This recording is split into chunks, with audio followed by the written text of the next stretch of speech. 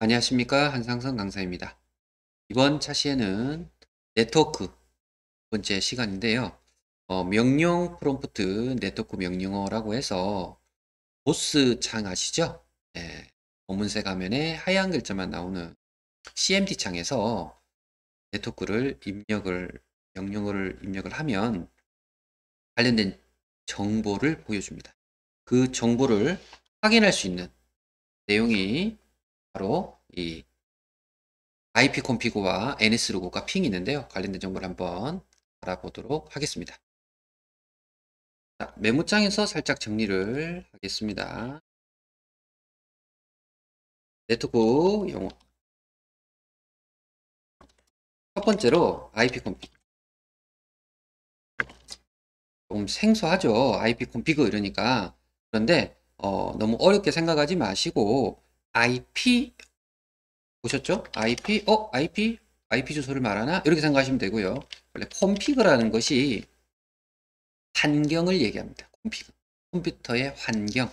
그러면 IP의 콘피그는 IP 주소의 환경이 되겠죠. 따라서 IP 콘피그라고 치시면 자신의 컴퓨터에 설정된 IP 주소를 볼 수 있게 해줍니다. 그러니까 IP 주소는 몇 점 몇 점 몇이고 DNS나 게이트웨이는 몇 점 몇 점 몇이고 이런 걸 보여주는 그러한 명령어다라고 보시면 되기 때문에 영어이고 조금 긴 단어이지만 충분히 쉽게 이해할 수 있을 것이라고 보여집니다. 자, 그리고 NS 룩업이라는 명령이 또 있어요. 얘도 좀 길다, 그죠? IP 콘피그가 더 출제 빈도가 높은 것 같아요. NS 룩업보다는. NS 룩업은 특정 도메인 IP 주소를 찾아준 명령입니다. 그러니까 어떤 도메인에 IP 주소가 무엇인지를 찾고자 할 때 쓰시면 된다. NS 룩업. 그러니까 룩 하는 게 뭐예요? 룩. 본다. 이런 의미죠. 그러니까 IP 주소를 찾겠다. 이런 의미로 보시면 되겠습니다. 자, 다음은요. NS 룩업이 이런 명령의 의미를 가지고 있고 핑이라는 명령이 있는데요. 핑이라는 명령도 좀 자주 보입니다. 세 개 중엔 핑이 제일 자주 나오는 것 같고요. 그 다음으로 IP 콘피그, NS 룩업이 세 번째로 출제 빈도가 좀 낮다 라고 말씀을 드릴 수 있지만 어떤 문제가 나올지 모릅니다. 이걸 좀 해서 알고 계시면 좋겠고 핑 하면 제일 좀 자주 잘 나온다 그랬죠. 상대방의 내 방에 컴퓨터가 인터넷이 되는지를 확인하는 거예요. 정상 작동 여부를 테스트하기 위한 그러한 명령어인데요. 저는 이제 이걸 어떻게 하냐면 인터넷 연결 상태 점검 명령어다. 이렇게 외우고 있습니다. 핑 하면 인터넷이 지금 되니 안 되니를 확인해 볼 수 있는 명령어다. 이렇게 외우고 계시면 된다는 거죠. 이 세 가지가 대표적인 명령어로 보시고요. 세 가지만 일단 했고요. 사실 더 있습니다. 뭐 이거 말고도 뭐 트레이서트도 있고 더 있는데 일단 공부에 여러분들이 좀 부담이 되실 것 같고 외우고자 하는 내용도 많고 특히 또 영어로 되어 있고 하면 더 부담이 되죠. 그래서 다른 또 명령어들이 문제로 나온다면 관련된 내용은 문제 자체에서 그냥 이렇게 외우실 수 있도록 하시고요. 일단 대표적인 세 가지만 했다라고 보시면 됩니다. 자, 문제 한번 풀어볼까요? 자, 명령 프롬프트 창에서 사용하는 핑 서비스. 핑. 조금 전에 했죠? 핑. 뭐라 그랬어요? 인터넷이 정상적으로 연결되는지 확인한다 그랬죠? 그죠? 예. 예? 핑이 되겠습니다. 답은 2번이 되겠고요. 원격으로 다른 컴퓨터를 사용할 수 있는 서비스. 이건 이제 원격 지원. 이런 기능이죠? 예. 텔넷. 뭐 이런 기능으로 보시면 되겠고요. 인터넷 서버까지의 경로를 추적한다. 이게 트레이서트입니다. 알아놓으시고. 사용자 정보를 알아주는 것도 있긴 한데 일단 잘 나오는 건 아니기 때문에 모르셔도 될 것 같아요. 저희는 현재 배우고 있는 핑 관련된 내용 자주 나온다 그랬죠? 기억을 해주세요. 자, 다음으로 넘어가도록 하겠습니다. 자, 이번에는 통신망의 종류. 어렵지는 않아요. 조금만 구분하시면 예, 5가지 정도 있죠. 예, 이 망의 이름과 특성 정도만 외워놓으시면 되기 때문에 그다지 오래 걸리는 예, 시간이 필요하진 않지만 정확한 구분을 못해서 모르지 못한다면 상당히 아쉬운 문제가 될 수 있어요. 통신망의 종류를 한번 정리를 해보도록 합니다.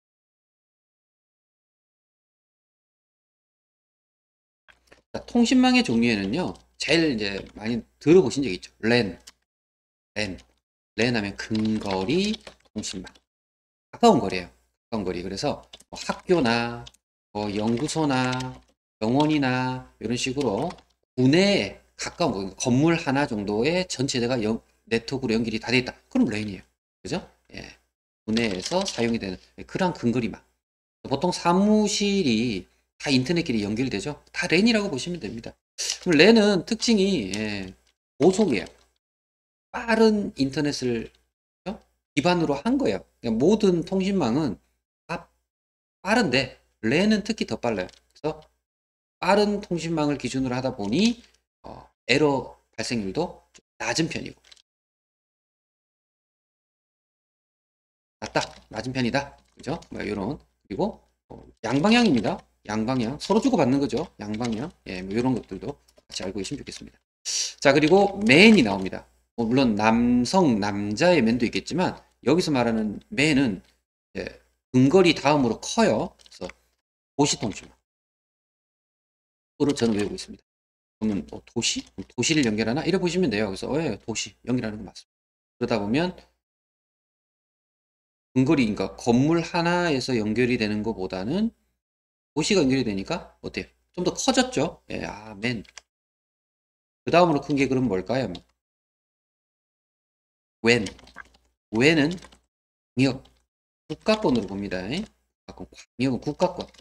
또, 뭐 정보통신망. 램, 맨, 웬. 이 순서도 외우고 계시면 좋습니다. 그죠? 예. 그리고 VAN은 부가가치 통신망으로 외워놓고 계셔야 되고요. VAN은 부가가치가 된다는 건 이 통신회사들처럼 인터넷을 쓰고 인터넷 사용료 내잖아요. 우리가 통신사에다가 다 부가가치라고 보시면 됩니다. 그래서 VAN을 부가가치 통신망이라고 합니다. 자 그리고 ISDN 하면 종합정보통신망이라고 해서 하나의 회선 한 개의 회선 종합돼서 원활하게 인터넷을 쓸 수 있도록 한 개에서도 종합하여 이용할 수 있다. 이런 것을 ISDN으로 보시면 되고 내용이 이 정도만 외우고 계셔도 웬만한 내용은 여러분들이 문제화 됐을 때 풀 수 있다라고 보여지고요. 자, 문제가 있나 한번 볼까요? 네요. 한번 볼게요. 근거리 통신망에 관한 설명으로 옳지 않은 것. 가까운 거리죠. 가까운 거리. 그죠? 랜. 비교적 전송거리가 짧죠. 당연히 에러 발생률이 낮습니다. 반이중하면 안 돼요. 반이중은 내가 보낼 때 상대가 나한테 못 보내는 거기 때문에 반이중하면 뭐 생각하시면 되냐? 무전기 생각합니다. 무전기의 경우 이쪽에 있는 무전기가 하나 있고 이쪽에 무전기가 하나 있어요. 여기서 뭐 합니까? 단추가 있어요. 그죠? 단추를 누르고 말을 하면 데이터가 일로 갑니다. 그리고 여기 단추를 뭐 해야 돼요? 떼야 돼요. 그래야 상대가 말하는 내용이 들려옵니다. 동시에 서로 누르고 있다. 서로 못 들어요. 이게 동시에 못 주고받는 거죠. 예, 반이죠. 근데 우리 그렇지 않죠. 예, 말이 안 됩니다. 그래서 이번이 답이 되겠습니다. 자원 공유를 목적으로 상호 연결하고 이런 주변 장치들도 쉽게 연결해서 하나의 사무실 안에서 프린터기 하나를 두고 여러 사람들이 쓸 수 있게도 되고 모든 것들은 근거리 통신망이기 때문에 가능하다. 이렇게 보실 수가 있겠네요. 답은 2번이 되겠습니다. 자, 간단했기 때문에 이 정도 하고요. 자, 이번에는 이제 네트워크에 관련 장비를 한번 배워보도록 하겠습니다. 네트워크 관련 장비 이름으로는요. 허브, 리피터, 라우터, 브릿지, 게이트웨이 이런 종류들이 있고요. 이거 자주 볼 수 있는 앞에 배웠던 랜, 맨, 웬 이런 것처럼 간단하게 대략 정리를 짧게 해서 외워보도록 하겠습니다. 일단 네트워크 관련 장비로 허브라는 게 있습니다. 영어로 이렇게 돼요. 허브. 인터넷 선을 하나를 가지고요. 여러 컴퓨터에 인터넷을 연결할 수 있게 도와주는 일종의 인터넷 멀티 콘센트라고 하면 조금 표현이 좀 그런데 멀티 장치. 다르게 표현하면 여러 컴퓨터를 인터넷 연결을 해줄 수 있는 장치. 그걸 허브라고 합니다. 멀티 콘센트처럼 생각하시면 돼요. 그래서 한 곳에 인터넷선이 다 몰려서 쭉 꼽혀져 있기 때문에 회선 관리도 잘 되겠고요. 그죠? 회선 관리를 뭐 회선 통합 관리? 그죠? 회선 관리인데 통합해서 관리할 수도 있다. 뭐 이렇게 보실 수가 있겠고요. 허브에는 조금 더 가보면 스위칭 허브가 있고요. 더미 허브가 있어요. 근데 더미 허브는 요즘에 사용하지 않아요. 속도가 느리고 속도가 보장이 못해요. 속도 보장이 안 돼서 속도가 분배되는 기계이기 때문에 100메가 쓰는데 예를 들면 10대를 연결할 수 있다. 그러면 10메가씩 나눠 가져요. 혼자 써도 10메가예요. 별로 좋지 않죠. 그죠? 스위칭 오브는 속도가 보장이 돼요. 그래서 사용하지 않는 자리가 있다면 사용하는 쪽에다가 100메가면 100메가를 다 주는 거예요. 그럼 안 쓰는 자리는 굳이 안 쓰니까 쓰는데 다 빨리 쓰게 하는 거죠. 그래서 속도 보장이 되는 그런 스위칭 오브를 요즘에 많이 쓰고 있다고 보시면 됩니다. 자, 참고로 그냥 스위칭 오브, 더미 오브도 알아놓으시면 좋겠고 요즘은 대부분 스위칭 오브 팔고 더미 오브는 판매가 되지 않습니다. 그리고 허브라는 종류 외에 리피터라는 용어도 자주 볼 수 있어요.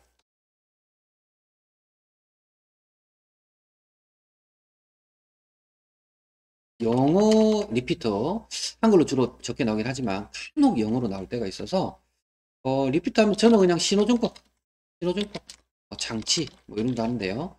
사람의 목소리도 어떻습니까? 얘기를 하다 보면 멀리까지 못 가잖아요. 멀리 보내려고 어떻게 돼요? 확성기를 쓰거나 마이크를 쓰거나 해서 멀리까지 보내야 되죠. 인터넷에 이 데이터나 어떤 이런 내용들도 가다가 신호가 약해져요.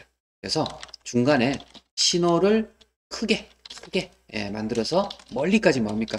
전송을 하기 위해서는 뭐가 필요해요? 리피터가 필요합니다. 이 부분도 자주 나오기 때문에 리피터 꼭 기억해 주시고요.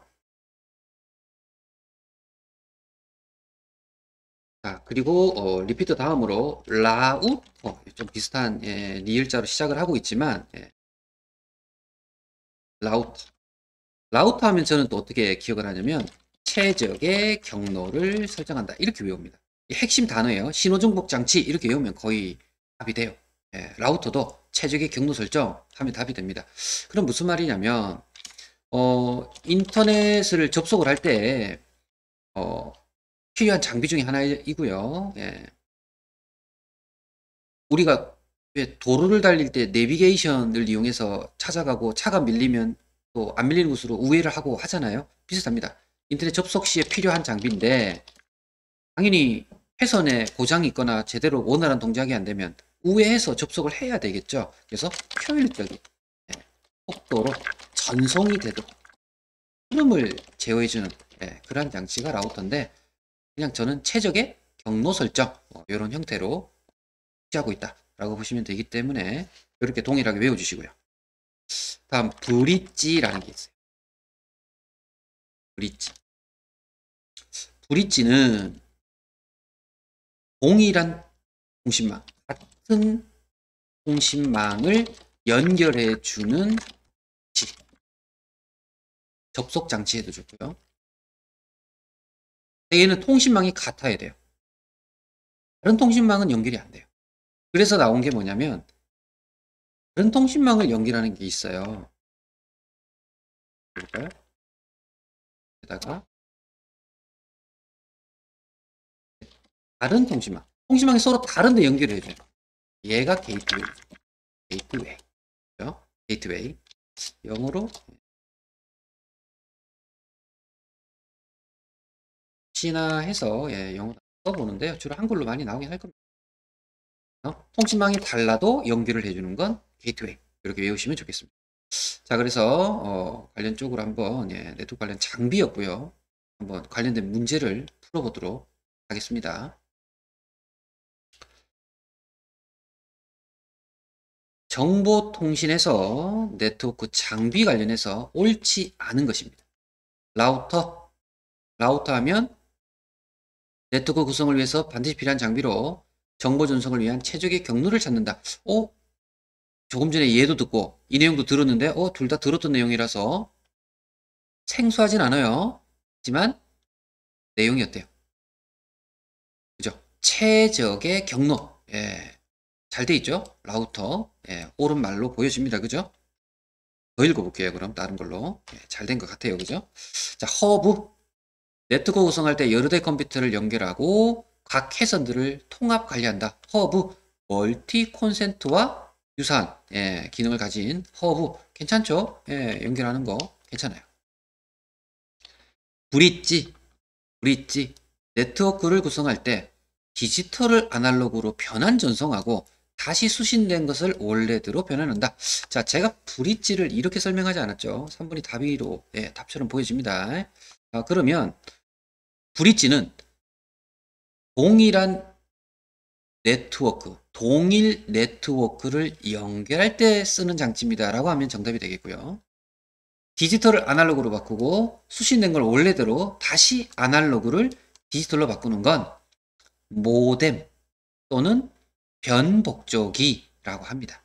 모뎀 내지는 변복조기가 모뎀, 변복조기 이런 형태가 설명이 되어 있는 거라서 전혀 매치가 되지 않아요. 자, 그리고 게이트웨이 서로 다른 네트워크를 그죠? 입구 역할을 해서 뭐 하는 거예요? 네트워크를 연결한다. 네트워크가 다른 걸 연결한다. 게이트웨이 같으면 브릿지 이렇게 되겠죠. 번이 된 걸로 보시네요. 자, 그죠? 다음 네트워크 장비인 게이트웨이에 관한 설명 옳은 겁니다. 게이트웨이는 뭐라 그랬죠? 통신이 서로 네트워크망이 서로 다른데 연결해 주죠. 다른 네트워크를 주고받는 거죠. 잘 보이시죠? 이렇게 하시면 되겠죠. 다음 네트워크 장비와 관련해서 라우터에 대한 설명 옳은 거. 라우터 하면은 어떤 단어가 여러분들 떠올라야 됩니까? 최적의 경로를 설정한다. 이게 나오면 되겠죠. 그래서 경로 설정. 자, 옳은 건데 회선 통합하는 거는 어때요? 허브 관련 설명이고 최적의 경로 나오죠. 그죠? 2번 답이네요. 최적의 경로. 다른 네트워크 출입구 역할은 게이트웨이. 3번은 게이트웨이고 문자로 된 도메인 네임을 숫자로 바꿔준다. 이거는 도메인 네임 시스템 DNS 관련 설명인 것 같아요. 최적의 경로인 2번이 답이 됩니다. 4번과 2번. 자, 이번에는 정보통신 관련 용어를 배워보고자 합니다. 되게 많네요. 그죠? 자, 여기도 정보통신 관련 용어가 많습니다. 많고 용어들이 참 많은데 그래도 여기는 많이는 어렵진 않아요. 들어보면 들어봤었던 내용, 들어볼 만한 내용들도 상당수 많아서 하나씩 한번 정리를 해보도록 하겠습니다.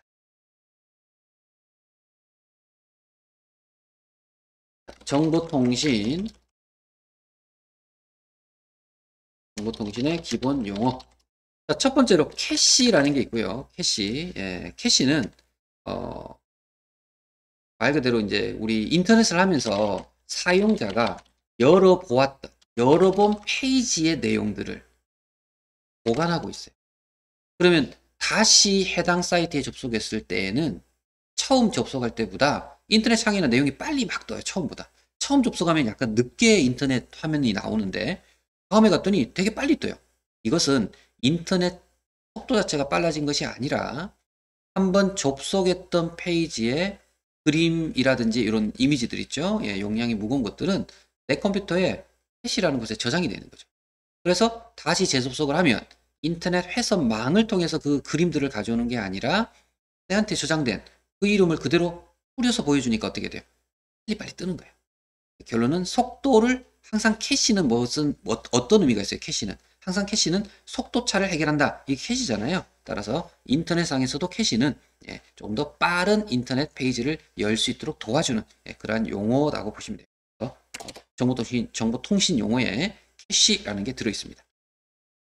캐시보다 또 캐시도 괜찮지만 캐시만큼 또 잘 나오는 게 쿠키인데요. 영어로 쿠키 읽을 수 있겠죠. 이렇게 되는데 쿠키. 쿠키는 인터넷 접속했던 사용자 정보를 가지고 있어요. 그래서 웹사이트 방문한 사용 기록을 저장하고 있다. 이래 보시면 되고요. 이 쿠키 안에 어떤 것까지 저장이 되냐면 어디를 접속했었어도 저장이 되지만 아이디나 비번 알죠? 우리 이메일이나 이런 거 있잖아요. 그러면 다음번에 접속할 때 저장해놓으면 어떻게 돼요? 저희가 직접 아이디 비번 입력하지 않아도 자동으로 떠서 그냥 로그인이 되죠. 이런 것들도 모두 쿠키라는 곳에 저장되고 있다. 이렇게 보시면 돼요. 그래서 아이디나 비번 등이 저장되어 있어서 뭐가 가능합니까? 자동 로그인도 가능하게 해줄 수 있죠. 이런 기능들이 쿠키 하면 꼭 과자 이름 같다 그죠? 쿠키에 저장되어 있다라고 보실 수 있겠죠. 자, 그리고 또 잘 나오는 용어 중에 뭐가 있냐면 인트라넷이라는 게 있어요. 인터넷 하면 기업 내부의 인터넷이에요. 기업 내부기 때문에 외부, 제3자나 모르는 외부인은 당연히 접근이 불가능하다.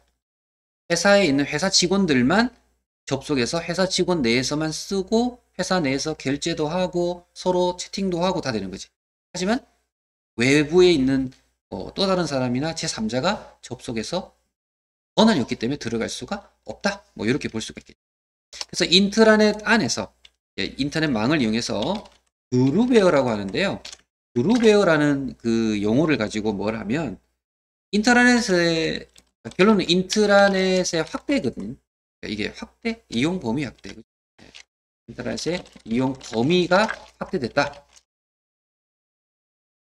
그룹웨어인데 이 안에 좀 전에 얘기한 결제, 채팅, 메일링 이렇게 메일 주고받고 이런 모든 것들 기업 내부에서 할 수 있도록 이런 것들이 그룹웨어라고 합니다.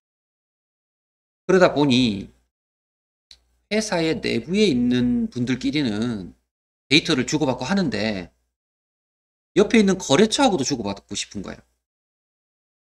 회사의 거래처하고도 뭐 물건을 주문을 하거나 또 얼마나 남았어요 물어보고 싶거나 하는데 전화나 메일로 주로 하지만 조금 더 일을 원활하게 하려면 우리 협력사 회사들하고만 좀 연결되면 안 될까? 뭐 이런 것도 있을 수 있겠죠. 그래서 정말 인트라넷은 이제 우리 기업 내부에 있는 분들만 하지만 인트라넷에서 조금 더 확장시켜 놓은 게 엑스트라넷이 나옵니다. 엑스트라넷은 인터넷의 이용 범위가 확대가 됐겠죠. 그죠? 이것도 똑같네요. 그럼 인트라넷의 이용 범위가 확대됐죠. 비슷하다 그죠? 그래서 여기는 이제 결제 채팅 뭐 이런 쪽으로 보시면 되고 그리고 결제 채팅만 있는 건 아닙니다. 함께 사용한다. 그런 의미입니다. 회사 내부에 있는 분들께 사용한다 이런 말이고 자 인터넷 이용이 좀 더 확대된 게 엑스트라넷인데 똑같은 말이에요. 그러니까 그룹웨어에도 확대가 된 거죠. 자 엑스트라넷은 외부에 있는 회사 그죠? 그러니까 외부 업체 또는 뭐 협력사 또는 뭐 제3회사 가능합니다. 서로 뭐 된 거예요? 협의가 된 협력이 된 거죠. 협력사입니다. 여기서 말하는 제3회사는 협력사가 되는 거지. 협력사와 3회 협력사와 뭐 하는 거예요? 상호 통신망으로 연결을 해주겠다. 이건 이제 회사 내부만 되는 게 아니라 외부 사람이 들어오잖아요. 그러니까 엑스트라넷 이렇게 보시면 됩니다. 자 그리고 미러 사이트라는 게 있어요. 미러 사이트. 미러 하면 뭐예요? 미러 하면 어때요? 거울이죠. 이걸 다르게 표현해요. 복제된 사이트. 복제된 사이트. 그래서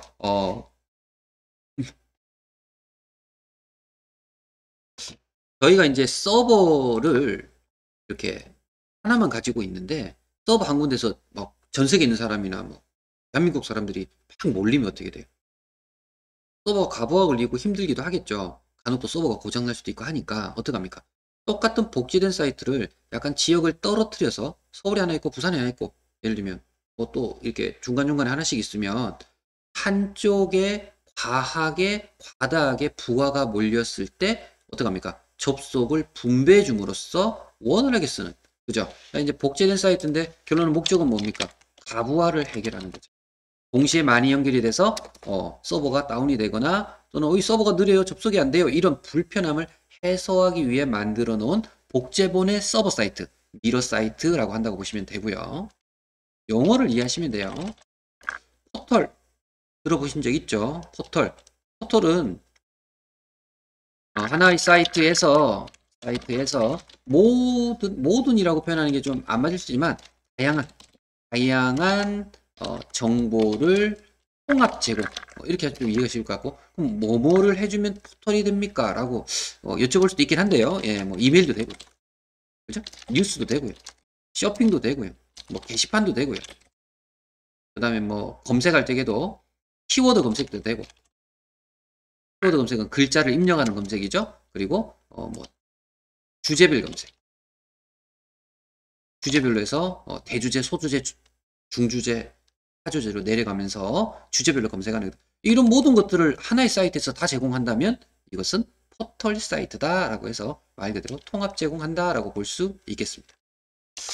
자, 그리고 또 용어 중에요. 플러그인 들어보셨나요? 플러그인 추가로 꽂겠다 이 말입니다. 그러니까 웹 브라우저에 추가적으로 기본적인 웹 브라우저가 가지고 있는 기능 외에 웹 브라우저 기능이 제한적이긴 하거든요. 거기에 더욱더 좋은 기능들을 추가적으로 설치하는 거죠. 설치하는 프로그램을 얘기합니다. 그래서 웹브라우저만으로 재생이 안 되는 게 재생이 된다든지 웹브라우저만으로 실행이 안 되는 게 실행이 된다든지 하려면 추가적인 프로그램을 설치해야 됩니다. 그래서 왜 그 은행 사이트 접속할 때 보안 프로그램이 설치되어 있지 않으면 뭐 뱅킹을 확인할 수가 없다든지 이런 게 나오지 않습니까? 증권을 할 수 없다든지 그럼 어떻게 돼요? 그 보안 프로그램을 설치해야 그 사이트에 접속을 해서 볼 수 있고 정보를 획득할 수 있기 때문에 어떻게 해야 돼요? 플러그인 하셔야 되겠죠. 예, 그런 의미로 추가적으로 설치해 주셔야 원활한 동작이 되게끔 도와주는 그런 프로그램입니다. 그러면서 스트리밍 들어보셨나요? 스트리밍은 다운받으면서 재생하는 기술. 예, 이렇게 외우시면 제일 편하시고요. 과거에는 다운이 다 받아져야 완료가 돼야 실행이 되는 형태의 시절에도 있었지만 요즘은 기술이 많이 발달했기 때문에 한 10% 아니라도 뭐 5%라도 일부 다운받아서 먼저 다운받은 건 재생, 영화나 음악이나 먼저 이렇게 실행이 되면서도 그 뒤에서는 뭐 하고 있어요? 다운을 받고 있어요. 그러면서 다운받으면서 재생한다라고 하면 스트리밍이라고 외우시면 됩니다. 그리고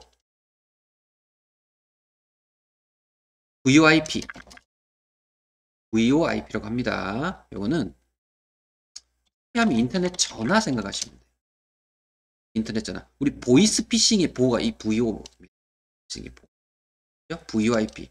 예, 그래서 인터넷 전화 생각하시면 되고 음성 데이터로 뭐 하는 거예요. 통신하는 거예요. 말로 통신하는 기술이에요. 그러니까 인터넷 전화죠. 이게 VoIP. 여러분들 특정 어떤 그 앱에서 우리 휴대폰이나 컴퓨터 관련된 앱에서 저희 전화해야 되니까 전화는 휴대폰으로 되겠죠. 인터넷 무료 통화 기능들이 여러 군데서 많이 제공을 하고 있죠. 전부 다 VoIP라고 보시면. 자, 그리고 이제 북마크 즐겨찾기라고도 하고요. 같은 기능이죠. 이제 브라우저 종류에 따라서 어떤 브라우저는 북마크라고 어떤 브라우저는 즐겨찾기라고 하는데 저는 자주 방문하는 사이트를 어떻게 하면 주소를 뭐 하는 겁니까? 기억시켜 둔 거죠. 그럼 어떻게 돼요? 내가 주소를 검색하지 않고 클릭 한 번만으로 쉽게 뭐 합니까? 찾아가고 도와주는 기능이 되겠죠. 즐겨찾기라고 하죠. 별모양, 그런 별 모양 나오죠. 그죠? 자, 이렇게 볼 수 있고요. 한번 관련된 문제를 한번 예, 풀어보도록 하겠습니다. 여러 가지가 많은데 다음 중 사용자의 기본 설정 사이트가 인식하도록 하거나 기본 설정을 사용자가 웹사이트로 이동할 때마다 로그인을 해야 되는 번거로움을 생략할 수도 있고 사용자의 환경을 향상시키기 위한 것은 무엇입니까? 라고 되어 있는데 문제가 조금 길었지만 예, 어디서 여러분들 힌트를 얻어야 돼요? 로그인의 번거로움. 그럼 어때요? 아이디와 비번이 어딘가에 저장돼 있으면 되겠죠. 키라고 했습니다. 이 기억을 하시면 좋겠고요. 인트라넷 옳은 거. 인트라넷 기업 내부의 인터넷 이렇게 보시면 되겠죠. 인터넷 기술 통신 규약 기업 내 전자우편 전자유통 정보 시스템을 적용한 것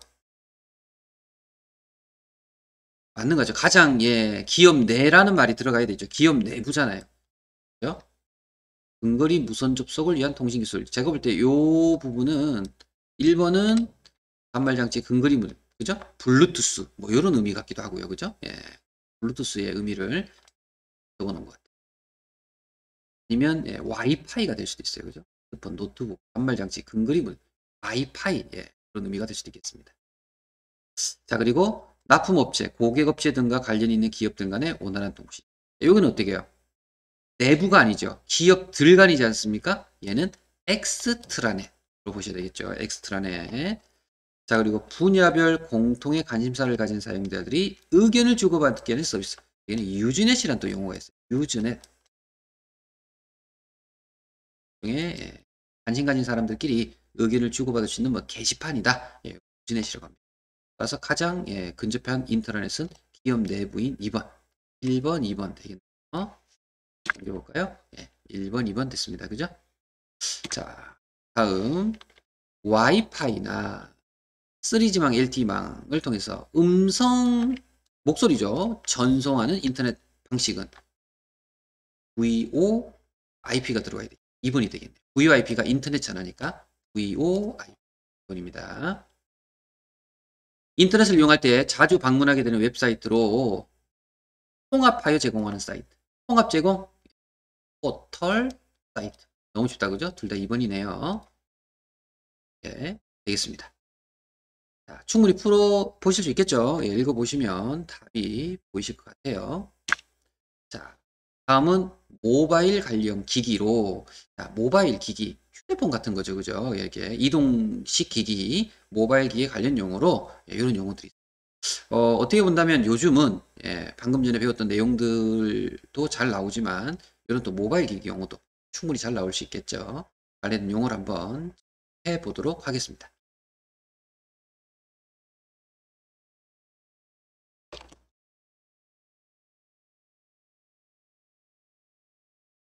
모바일 기기 관련 첫 번째로 모바일 콘텐츠 그런 용어가 있고요.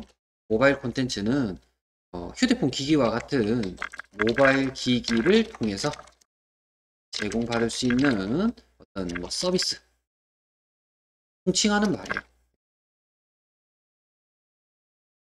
모바일 콘텐츠 그러니까 휴대폰으로 이용이 가능한 각종 뭐 음악, 영화, 프로그램 뭐 전부 다 모바일 콘텐츠 뭐 이런 식으로 표현할 수 있겠습니다. 자 그리고 모바일 플랫폼 뭐 이런 용어도 있어요.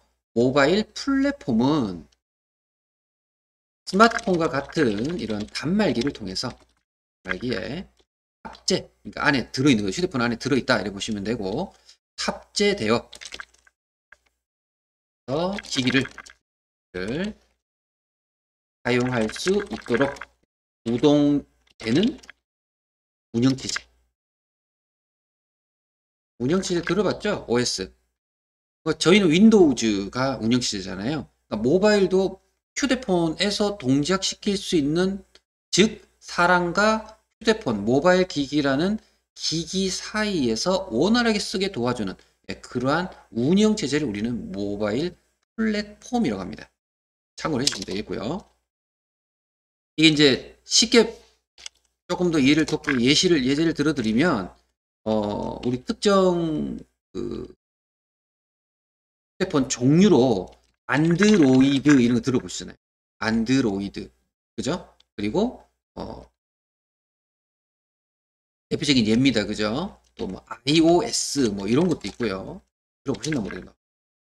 바다 이런 것도 있었어요. 그리고 뭐 블랙베리, 신비안 잘 모르실 수도 있으세요, 여러분들.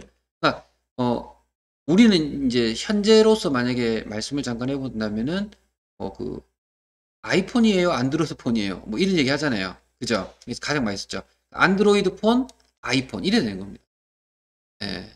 요 뒤쪽은 이제 잘 뭐 더 좀 하겠지만 결국 이게 모바일 플랫폼의 종류라고 보시면 돼요. 그래서 안드로이드 폰과 아이폰이 서로 사용하는 방법이 좀 다르잖아요. 터치도 다르고. 그래서 이 사용 뭐 불편해서 못 쓰겠어 하고 안 쓰는 게 플랫폼에 대한 적응을 못 하고 있다고 보셔야 됩니다. 예. 자, 참고해 주시고요. 예. 테더링. 테더링은 스마트폰을 이용해서 무선 모뎀의 역할을 하죠. 역할. 그래서 하는 기능인데 노트북이 있어요. 근데 공원에 있어요. 공원에 있는데 노트북은 있는데 노트북이 무선으로 인터넷을 하고 싶어요. 그러면 뭐가 있어야 돼요? 무선 공유기 기능을 할 수 있는 어떤 무선 연결 장치가 있어야 되잖아요. 그때 휴대폰을 이용해서 테더링 기능을 이용하시면 휴대폰을 통한 노트북이 뭐가 됩니까? 인터넷을 연결할 수가 있게 되는 거죠. 이때 쓰는 기능이 테더링입니다. 테더링 기술이구나 라고 보시면 되고요. LBS라는 그 기술이 있는데요. 이건 이제 한국말로 하면 위치 기반 서비스라고 해요. 위치 기반 서비스. 그래서 얘는 이제 영어로 이제 풀면 로케이션 베이스 서비스 이런 용어가 있는데요. 휴대전화나 PDA 아시죠? 예, PDA처럼 이동 통신망을 이용하는 거죠. 이런 통신망과 그리고 IT 기술을 종합적으로 종합적으로 활용해서 위치 정보 기반 시스템과 어떻게 될까요? 상호 연동해서 쓰는 그러니까 휴대폰에 우리 아이가 어디에 있지? 이런 거 하잖아요. 그런 개념으로 보시면 돼요. LBS인데 한국말로 나오면 좀 나은데 위치 기반 서비스 그죠? 이러면 좀 나을 것 같은데 LBS라고 나오면 로케이션 베이스 서비스의 약자가 되겠습니다. 자, 그리고 컴퓨터. 클라우딩 컴퓨터. 요즘 클라우딩 방식으로 많이 이제 전환이 되어 있는 상태인데요. 각종 콘텐츠라고 볼 수 있는데, 콘텐츠는 이제 영화나 음악이나 뭐 데이터도 마찬가지고요. 많아요. 등을 이용을 하는데, 어떻게 이용해 두냐면, 뭐 서버에 저장을 해두고, 서버에 저장해 두고, 필요할 때, 스마트폰으로 어떻게 합니까? 결제하고 보는 거죠. 물론 무료라면 무료로 볼 수 있겠죠. 근데 무료로 보더라도 서버에 저장된 걸 가져다 보는 거죠. 요즘 현재 그렇게 이용하는 시대잖아요, 우리가. 그렇기 때문에 집에서 뭐 TV를 통해서 영화나 드라마를 시청해서 보는 것과 뭐 유료로 구입해서 구입하는 것도 비슷한 개념의 맥락이고요.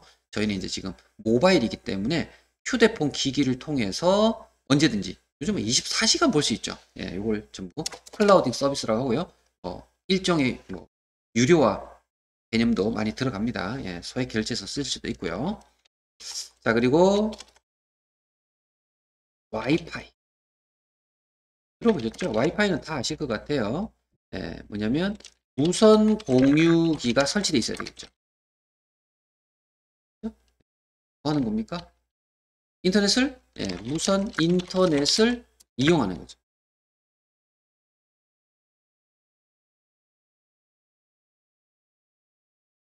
통신망 서비스다.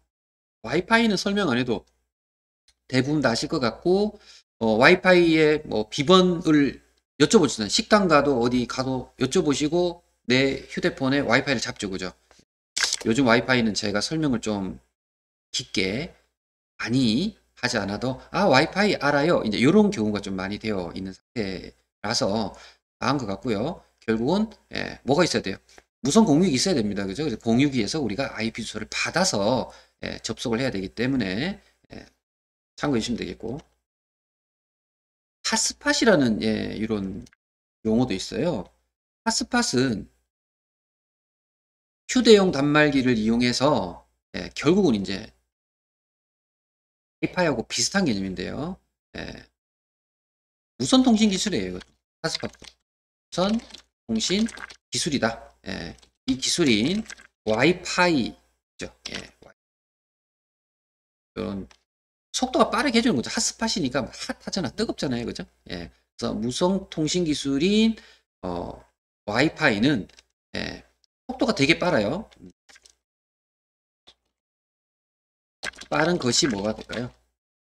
장점이죠. 하지만 핫스팟은 무선 신호에도 뭐가 있어요? 도달하는 도달 거리 한계가 있다는, 이건 어떻게 보면 단점이죠. 있는 것이 핫스팟입니다. 그래서 와이파이가 어느 정도 그러니까 여러분들 와이파이 할 때 식당 벗어나면 와이파이가 돼야 안 돼요? 안 되잖아요. 그럼 또 다른 식당에서 와이파이를 또 잡아야 되는데, 그러니까 모든 와이파이의 아이디 비번을 우리가 다 알고 있을 수는 없지 않습니까? 그죠? 연결이 안 될 수도 있고, 따라서 한정된 공간, 여기 말씀드린 게 속도는 빨라요, 와이파이가. 하지만 거리 한계가 있는 단점을 가지고 있어요. 그죠? 하지만 핫스팟은 어때요? 그 거리에 제한 없이 언제 어디서든지 무선 통신을 좀 할 수 있도록 해주는 그러한 기술을 핫스팟이라고 합니다. 보여주시고 와이브로라는 용어도 있고요. 와이브로는 무선 광대역 인터넷, 이게 이제 용어고요. 영어로 한다면 와이어레스 브로드밴드 인터넷. 그래서 많이 들어본 용어 아닙니까? 영화에 막 나오죠. 와이어레스 브로드밴드 인터넷의 줄임말입니다. 그래서 와이브로는 휴대용 무선 단말기를 이용해서 언제 어디서나 이동하면서 인터넷에 접속하여 다양한 정보와 콘텐츠를 이용할 수 있는 서비스를 우리가 와이브로라고 합니다. 따라서 여기에 있는 핫스팟, 와이파이 다 비슷해요. 왜냐면 한계가 있는 거죠. 무선이라는 한계가 있고요. 와이파이나 핫스팟이나 결국은 어느 정도 무선으로 연결하다 보면 거리적인 어떤 한계가 있잖아요. 도달 한계가 있잖아요. 그죠? 단점이 있어요. 그래서 이제 와이파이는 아이디나 비번을 이용해서 연결되는 경우가 좀 많지만 없이 연결되는 경우도 있고, 핫스팟의 경우 여러분들 공공의 장소나 어디 공항이나 뭐 기차역이나 이런 데 가면 핫스팟이 오픈이 되면 어떻게 돼요? 그냥 자동으로 설정 안 했는데도 무선 인터넷이 되죠. 그 공항 안에는 다 되고 그런 경우 있잖아요. 기차 속에서 다 되고 이런 것들을 전부 핫스팟, 와이파이와 좀 비슷하지만 약간의 거리적인 도달거리 한계를 조금 더 확장시켜 놓고 좀 더 원활하게 하는 부분들이고요. 그래서 와이파이나 핫스팟이나 별반 차이가 많이 있다고 볼 수는 없겠죠, 그죠? 그리고 와이브로도 역시 비슷합니다. 무선 광대역인데 조금 더 범위가 계속 더 넓어지는 개념으로 보시면 될 것 같아요. 그죠? 와이파이보다는 핫스팟보다는 와이파이보다는 핫스팟 또는 와이프로까지 해서 이동하면서까지 다양하게 무선 인터넷을 쓸 수 있도록 도와주는 그러한 기술 용어로 쓰고 있다. 이렇게 보시면 좋으실 것 같아요. 자, 그리고 유비터커스, 이 용어도 참 자주 나오는데요. 얘는 뭐 정의가 그래요. 언제 어디서나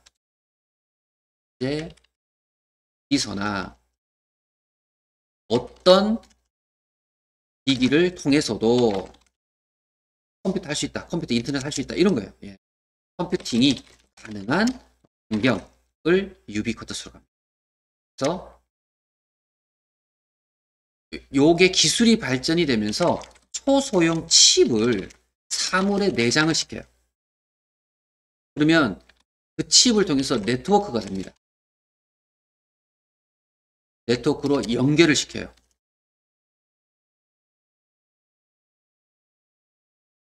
사물끼리 뭐가 가능하겠습니까? 통신이 가능하게 하는 그런 환경을 유비쿼터스라고 합니다. 대표적인 예를 들어보면 RFID 카드 이런 거 들어보셨나요? RFID 카드?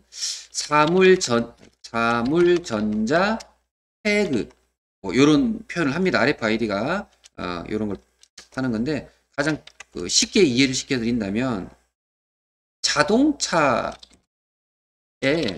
차량 출입하는 뭐랍니까 이 바 있죠 바. 바가 기둥이 아파트 들어갈 때 바가 올라가야 차가 지나가고 기차역에서도 못 지나가게 이렇게 바가 내려와 있듯이 그러니까 차가 오면 RFID 카드가 있는 차는 자동으로 문을 열어주고 그렇지 않으면 안 열어주고 이런 거죠. 이게 일종의 유비쿼터스의 대표적인 예 중에 하나라고 볼 수 있습니다. 그래서 차에 카드를 두었더니 출입하는 그죠? 차량 바 쪽에서 인식하고 있네 하고 열어주는 이런 형태죠. 다른 예로 또 뭐가 있냐면 USN이라는 게 있어요. USN은 RFID보다는 조금 더 기술이 발전된 고급 기술로 보여지는데 얘는 주변의 온도 또는 습도, 위치 정보 또는 뭐 압력, 균열, 오염, 오염, 뭐 다양한 것들을 모두 다 환경에 대한 정보죠. 수집합니다. 수집해서 네트워크와 연결이 되는 거죠. 그럼 어떻게 될까요? 연결해서 실시간으로 정보를 자료 수집이죠. 실시간 자료 수집 하는 그런 환경이 USN인데 이것도 유비쿼터스의 한 종류라고 볼 수 있어요. 대표적인 예를 하나 해보면 비행기, 공항의 비행기 있죠. 비행기 타이어. 우리 비행기 타이어는 하늘을 날아다니고 이렇게 착륙할 때 쓰는 타이어. 자동차 타이어하고 똑같죠. 요즘 이게 자동차나 뭐 비행기도 되지만 자동차도 가능합니다. 가능합니다. 뭐냐, 일정 시간이 지나면 교체할 시기가 됐다. 또는 뭐 이렇게 압력이 떨어졌기 때문에 압력을 확인해야 된다. 이런 부분들에 대한 정보를 알려줍니다. 사물이, 이 기계가 서로 통신을 통해서 사물끼리 내장이 되는 거죠. 엄청난 기술이 요즘 현실에서 도입이 되고 있습니다. 자, 유비쿼터스 알아두시면 좋겠고요. 그리고 사물 인터넷, 영어로 IoT라고 합니다. IoT, 사물 인터넷이고요. 세상에 존재하는 모든 사물은 네트워크로 연결될 수 있다. 그런 개념을 가지고 시작한 거예요. 그래서 모든 사물을 네트워크로 연결해요. 해서 인간과 뭐 사물 또는 사물과 뭐 사물 이런 식으로 언제나 뭐가 된다. 소통이 가능한 그런 환경을 의미합니다. 이게 이제 사물 인터넷이고 결론은 이제 인터넷 기반이죠. 인터넷 기반으로 하기 때문에 비용이 통신 비용이 들어간다는 단점이 있고요. 그리고 해킹 등의 위험도 있어요. 위험이라고 볼 수 있겠죠. 위험도 존재하는 위험이 있어 보안이 취약하다.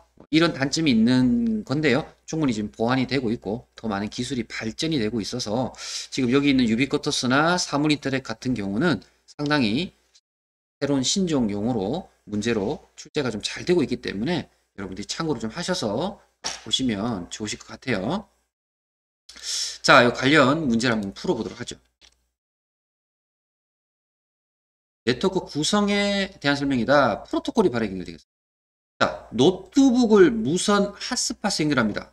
그럼 어떻게 돼요? 결론 핫스팟, 와이파이와 거의 동일하다 볼 수 있겠죠. 그죠? 자, 그리고 무선 마우스를 PC에 연결합니다. 요거는 가까운 거리에 있는 마우스와 노트북을 연결하는 것은 블루투스 생각하시면 좋으실 것 같고요.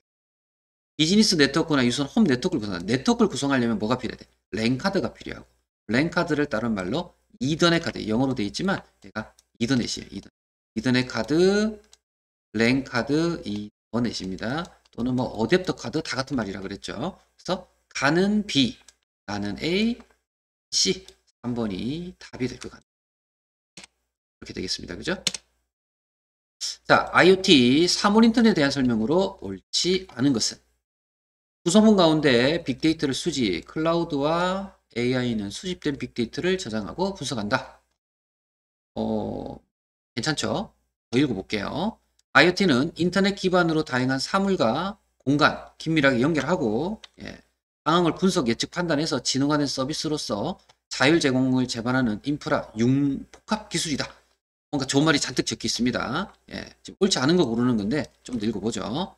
괜찮아 보여요, 적힌 건.